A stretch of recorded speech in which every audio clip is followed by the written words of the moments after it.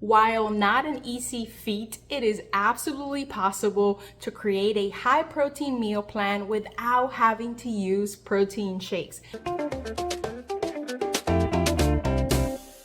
That is exactly what I'm sharing with you today in this week's What I Eat in a Day. Hi everyone, my name is Grace. I am a mom and a teacher who's been on a weight loss journey for the last 16 months. I have lost over 70 pounds, and it's through high protein meals, increased movement, and the use of a GLP-1 that I am able to continue on my weight loss transformation to lose 100 pounds. This week's meal plans include a yogurt parfait bowl, include a tuna salad wrap, and a brand new soup recipe that I'm putting together with you here today. Let's get started. For breakfast, I am putting together a yogurt bowl. I haven't done this in a minute. I've been eating a lot of eggs for breakfast lately, and this week I said I really want a yogurt parfait bowl instead. So I'm gonna go ahead and use a high protein Greek yogurt. This one is from Costco. It's the Kirkland brand. 2/3 cup or 170 grams is 100 calories with 18 grams of protein. That is exactly what I would add to a bowl. To this, I need some crunch. So I'm gonna go ahead and use some high protein granola. I have two to rotate during the week. I have this from Purely Elizabeth. I have a vanilla almond butter, and I have a cinnamon peanut butter, and 1/3 cup is 170 calories with 6 grams of protein and also 2 grams of fiber. I always measure these out, and I make sure that I use a measuring cup. Otherwise, it's very easy to overeat granola. And to add some fresh fruit, I'm gonna change it up with either some frozen blueberries. Half a cup of this is 45 calories.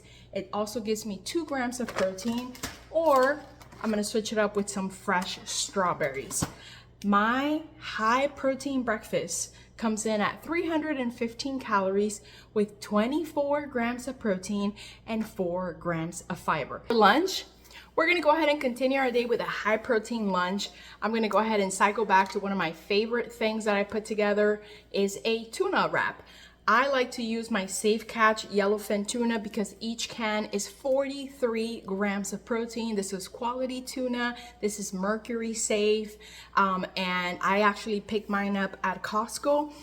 All I do is mix up 1 can with the juices and 1 tablespoon of mayo of choice. This is all I have currently. Otherwise, I would use the chosen avocado mayos. And the reason why I wanted a tuna salad wrap this week is because Trader Joe's brought their pickle seasoning back. This stuff is so good. It's delicious.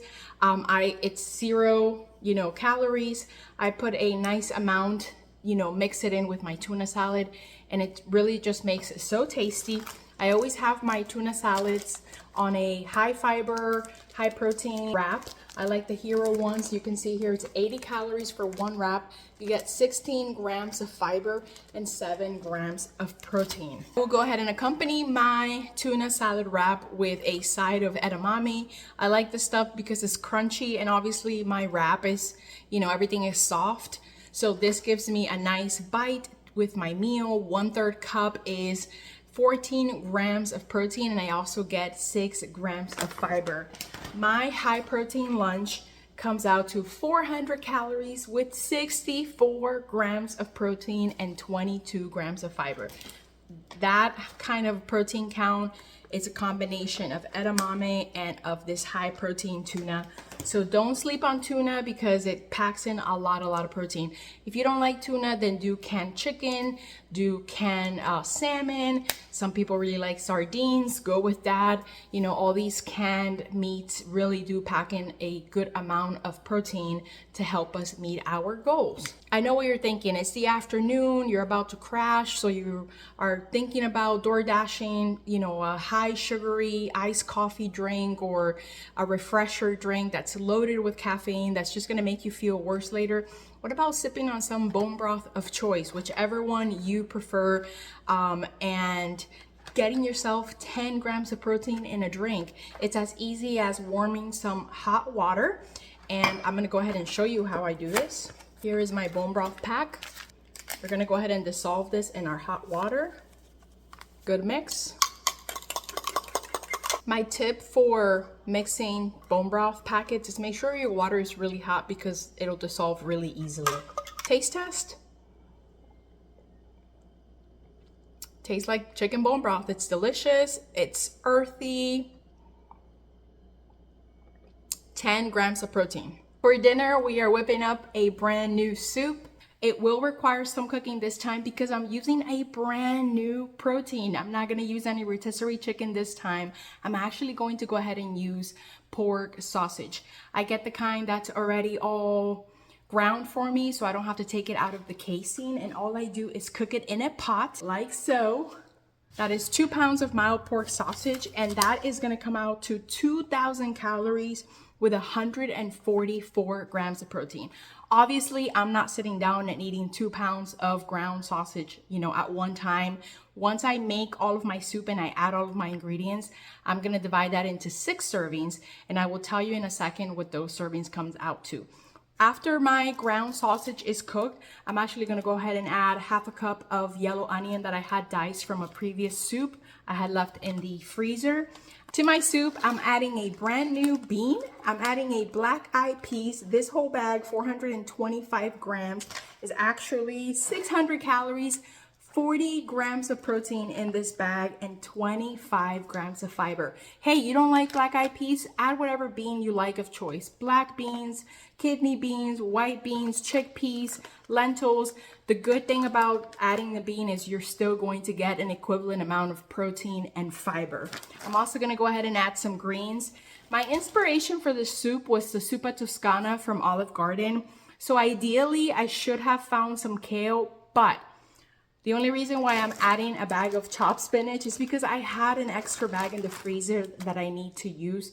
Otherwise, really, kale would be much better in this soup. But if you don't like kale, if you don't like spinach, add a green of choice. Add some collard greens or some turnip greens, whatever greens make you happy. I'm going to add 8 cups of chicken bone broth. I love Kettle and Fire, but this is what was on sale at my store, so I'm giving this a try.